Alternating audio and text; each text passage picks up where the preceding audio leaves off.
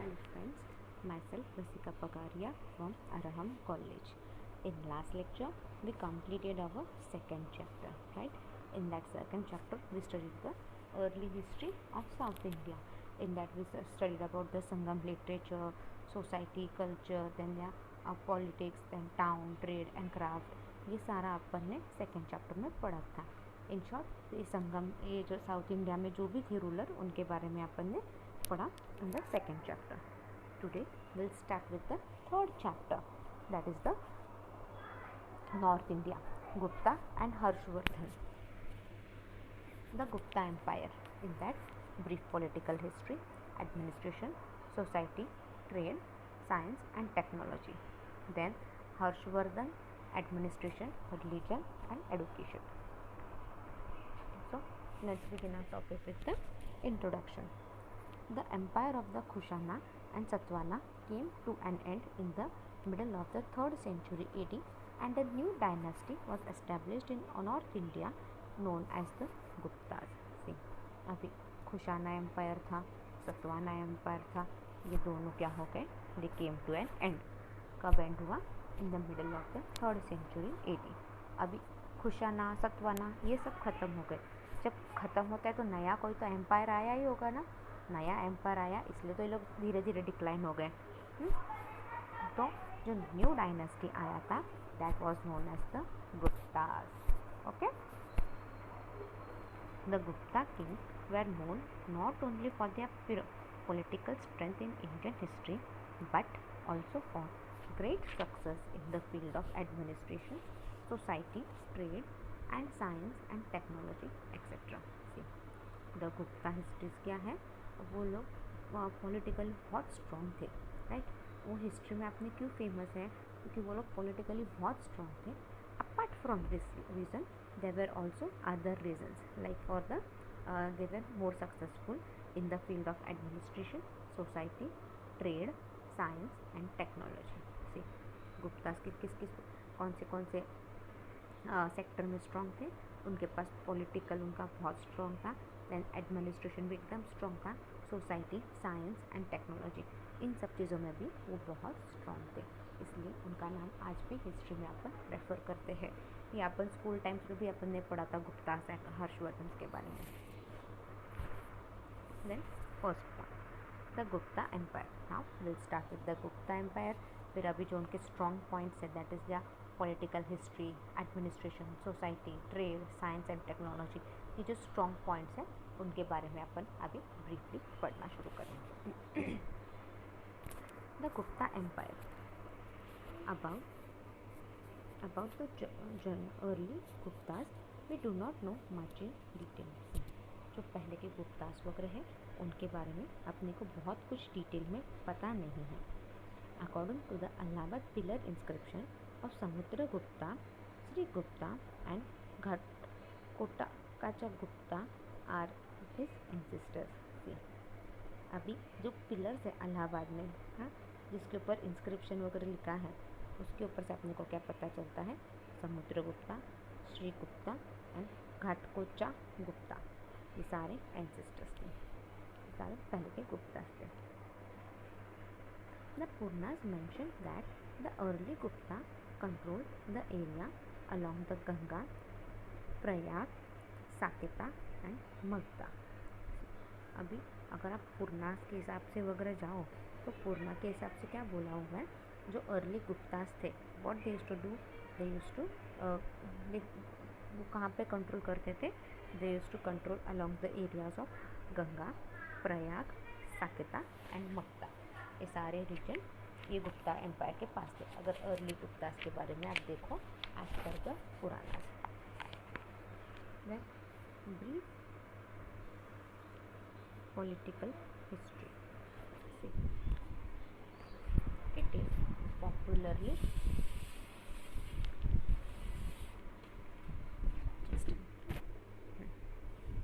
it is accepted popularly that Chandragupta I, son of Ghatakocha and grandson of Sri Gupta, was the real founder of the great Gupta Empire.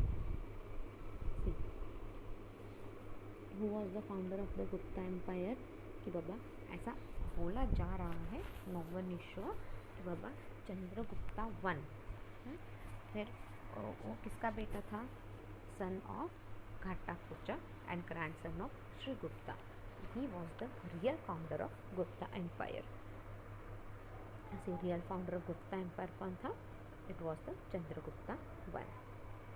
He was a great warrior and a statesman. ये क्या था, ये जो Chandragupta one था, he was a great warrior and statesman. He was responsible for establishing a stable and strong government. So Chandragupta I क्या था, he was the first king, real founder of Gupta Empire, and what he did, he had established a strong and stable government. In this great task, his marriage with the Lichivalis princess Kumara Devi proved very useful, as is proved by the coins of Chandragupta I and Kumar Devi type. See, in this great task in marriage, see, ये जो great task is marriage वगैरह था, इसका शादी किसके साथ हुआ था, चंद्रगुप्ता वन का शादी it was with the Licchavis princess Kumara Devi. और ये बहुत यूजफुल था, ये शादी करने से उनको बहुत फ़ायदा हुआ. ये अपने को कैसे पता चला, with the coins of Chandragupta one and Kumari Devi type. These coins portray the figures of Chandragupta and Kumari Devi and mention the name of the Lichavli. ये जो कॉइन्स अपने को मिले हैं, कॉइन्स पे पोर्ट्रेट द फिगर वगैरह मिले हैं, उस पर से अपन बोलते हैं कि चंद्रगुप्ता एंड कुमारी देवी एंड और इन सब के नाम mention of the लिचवली. The Gupta लिचवली alliances was responsible for the function of Gupta empire. The Gupta लिचवली alliances, ये जो गुप्ता का अलायंस हुआ था, लाइक गुप्ता एंड लिचवली अलायंसेस, ये रिस्पॉन्सिबल था for the function of the Gupta empire. Chandragupta I introduced a new era, the Gupta era, starting with his coronation.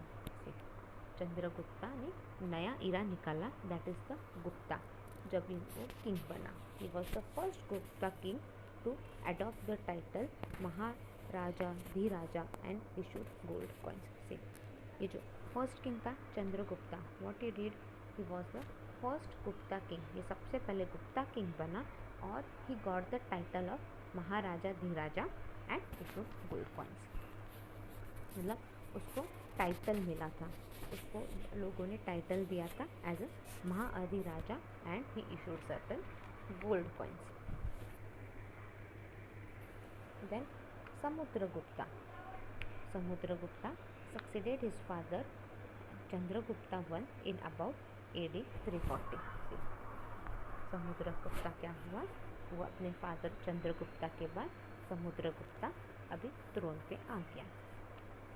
He was the greatest military power leader of his time. वो सबसे बड़ा, ही was the greatest military power leader, मतलब सबसे बड़ी military उसके पास थी और वो मिलिट्री का हेड था and he used to take care of his military very nicely. He was chosen by his father as his successor because his quality that would make him into a good king. उसके पापा ने ही choose किया था, like Chandragupta I, उन्होंने समुद्रगुप्ता को choose किया था और बोला था कि बाबा ये राजा बनेगा. क्यों, क्योंकि उसके पास वो राजा बनने की अच्छी क्वालिटीज़ थी, जिससे वो अच्छा राजा बन के उसके पापा को सही साबित कर रहा था. The most reliable source of information about Samudragupta is the Allahabad pillar inscription which gives a detailed account of the career and personality of Samudragupta. अभी सबसे रिलायबल इंफॉर्मेशन, लाइक जिसके आप भरोसा कर सकते हो, ये आपने को इन्फॉर्मेशन कहाँ से मिली, तो got this information about Samudragupta के बारे में आपने कोई इन्फॉर्मेशन कहाँ से मिली, जो अलाहाबाद पिलर इंस्क्रिप्शंस है उसके ऊपर सारे डिटेल्स लिखे हुए, लाइक उनके करियर के बारे में, उनकी पर्सनालिटी के बारे में सब कुछ लिखा हुआ है. The inscription was composed by one of its officials, Harisena, and engraved on the Ashoka's pillar at Allahabad. See, अब जो inscriptions है, जो सारा लिखा हुआ है, बोला हुआ है, ये सब कुछ किसने कंपोज किया, it is composed by one of his officers. ये सारा एक वन ऑफ द ऑफिसर ने किया है दैट इज़ द हरिसेना, और उसने ये सब कुछ पिलर पे फिर लिखा है, और अशोका जो पिलर है उस पर सब लिखा है, और कहाँ पे देखने को मिलेगा आपको? इलाहाबाद में।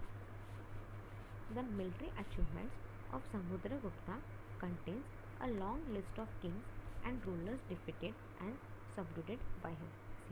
मिलिट्री अचीवमेंट ऑफ समुद्रगुप्ता, अगर आप ये देखने जाओ तो will get a long list of kings, like kings के बारे में बहुत सी इंफॉर्मेशन मिलेगी, फिर समुद्रगुप्ता ने किसको डिफीट किया, कौन से किंग का क्या किया, ये सब का इंफॉर्मेशन आपको मिलेगा। द अलाहाबाद प्रशस्ति mentions that he conducted 3 military campaign to complete the task। See, अभी द अलाहाबाद प्रशस्ति mentions, उसके अंदर क्या बोल रहे हैं वो लोग? That he conducted 3 military campaign, उसने 3 मिलिट्री कैंपेन लिए ताकि वो अपना टास्क पूरा कर सके। The first campaign was the north Indian campaign. See, पहला कैंपेन कहाँ था? It was in the north India campaign. In the Aryavarta, he uprooted 9 kings and the princes and annexed his kingdom। See, in आर्यवर्ता में क्या किया उसने?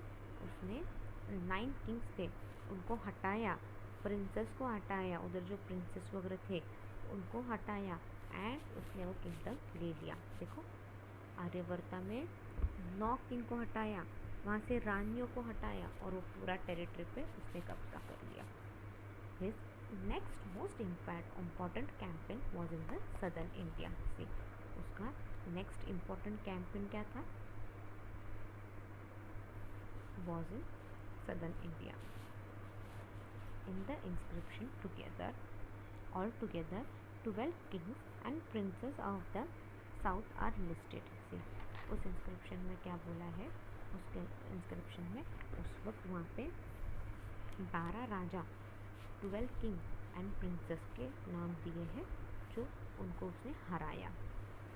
इन the case of the kings of this region, he followed the policy of first capturing the king, then releasing them from in prison, and then reinstalling them as a king in their dominion. अब यहाँ पे क्या करता था? अब उसने क्या किया यहाँ पे, जब वो अभी वो इतने सारे किंग को हरा देता है, इतने सारे किंग को उसने हराया, तो उसका क्या किया उसने? हाँ, उसने किंग को हरा दिया, वो किंग का टेरिटरी पूरा ले लिया, फिर उसको जेल में डाल देते थे किंग को। वो क्या करता था? जेल में से राजा को निकालता था और उसका इलाका उसको वापस देता था। ये इलाका तू ही संभाल, बट मेरे कहने पे, मैं जैसा बोलूँ, जो बोलूँ वो तुझे मुझे फॉलो करना पड़ेगा। तू राजा था ना यहाँ का, तू यहीं का राजा बन के रहे, बट मुझे जितना चाहिए, जो चाहिए वो सब मुझे देने का काम तेरा है।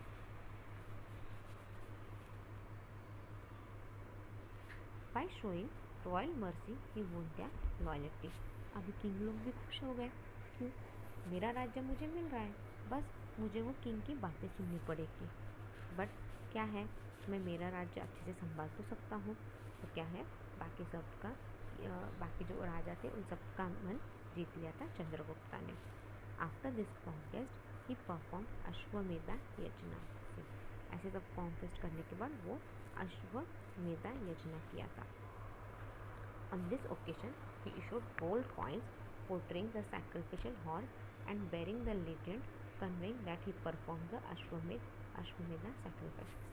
जब वो अश्वमेध सैक्रिफाइस करता था तो क्या करता था? वो गोल्ड कॉइन इशू करता था लोगों को।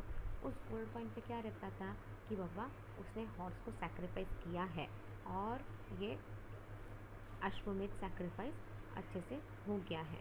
मतलब जब ये गोल्ड कॉइन देता है तो उस पर से आपको पता चल जाएगा कि इसने अश्वमेध सैक्रिफाइस किया है और सैक्रिफिशियल हॉर्स पर था। The third campaign mentioned in the Allahabad pillar inscription was a list of 14 kingdoms bordering his kingdom। See, अभी फर्स्ट कैंपेन क्या था? नॉर्थ इंडिया था। सेकेंड क्या था? It was the southern India. अब थर्ड कैंपेन क्या है उसका? ये थर्ड कैंपेन के बारे में इलाहाबाद पिलर पे लिखा हुआ है। यहाँ पे 14 किंगडम्स थे जो उसके किंगडम के आजू बाजू थे। This ruler thought it would be wise to conclude peace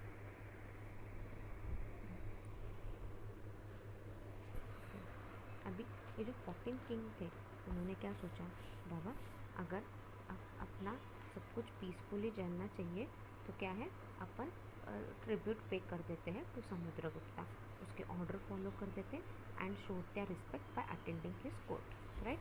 अभी क्या बोला उन्होंने, ये 14 राजा जो उसके आजू बाजू थे, बॉर्डरिंग कंट्रीज में थे, व्हाट दे डिसाइडेड कि बाबा झगड़ा करके कुछ फ़ायदा होने वाला नहीं है, शांति से जाते हैं किंग के दरबार में, किंग से बात करते हैं, उसको रिस्पेक्ट देते हैं, उसको ट्रिब्यूट देते हैं, उसको क्या चाहिए क्या नहीं देख लेते हैं और वैसे अपन क्या एक्ट करते हैं, सो दैट अपना किंगडम भी सेफ रहे, अपने यहाँ के राजा बन के रहे एंड सब कुछ अच्छे से चले अपना।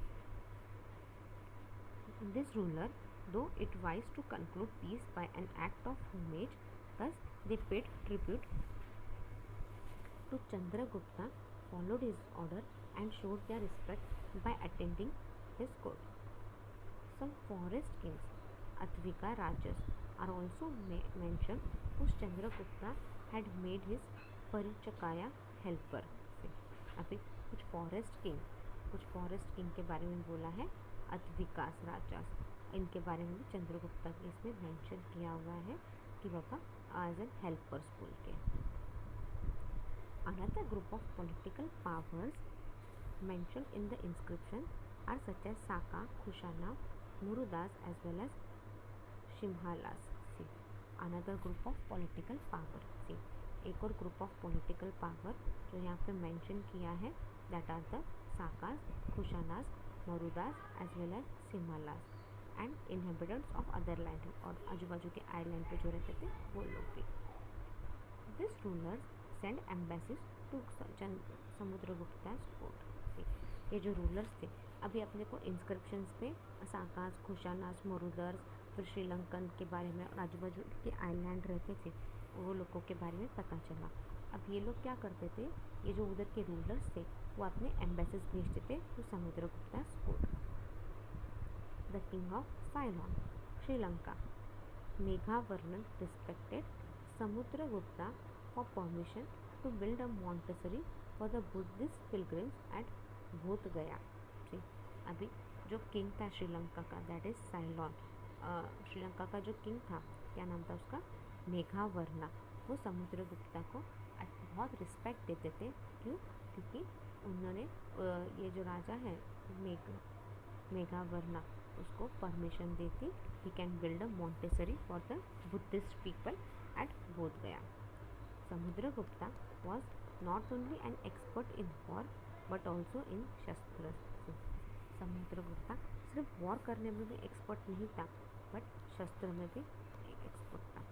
ही is called Kavi Raja, that is king of poets. Chandragupta को कवि राजा बोला है, क्यों? क्योंकि वो किंग ऑफ पोएट्स था। He was a great poet, musician and pattern of learning. Chandragupta क्या था? वो एक अच्छा पोएट था, एक म्यूजिशियन था and a pattern of learning. This is also supported by his lyrics type of coins which shows him playing the veena. This is also supported by his lyrics type of coins. मतलब coins पे क्या थे, उस वक्त वो lyrics वगैरह draw करते थे जिससे अपने को क्या पता चलता था, he was very fond of playing veena. veena ये गिटार जैसा इंस्ट्रूमेंट रहता है, you might be seen that veena and all, या फिर आपने स्कूल लाइफ में इसके पिक्चर्स देखे होंगे या कभी पढ़ा होगा, राइट। वीणा एक बहुत पुराना इंस्ट्रूमेंट है, तो उसके लिरिक्स क्या थे वो उसने कॉइन पे ड्रॉ किया था। He was liberal in his patronage of art and culture. वो आर्ट एंड कल्चर को बहुत प्रोत्साहन देता था और वो खुद भी बहुत लिबरल था। आपको आर्ट एंड कल्चर में इंटरेस्ट है ना, करो, नहीं तो मत करो। Vasubandhu the great Buddhist scholar flourished at his court. Vasubandhu ये जो बुद्धिस्ट स्कॉलर है ये उसके कोर्ट में रहता था। He died in about AD 380 and was succeeded by his son Chandragupta II. See, अब क्या हो गया, ये Chandragupta I, he died in 380 AD और उसके बाद राजा कौन बना, उनका बेटा, that is the Chandragupta II. Chandragupta two के बारे में will study in the next lecture. Thank you.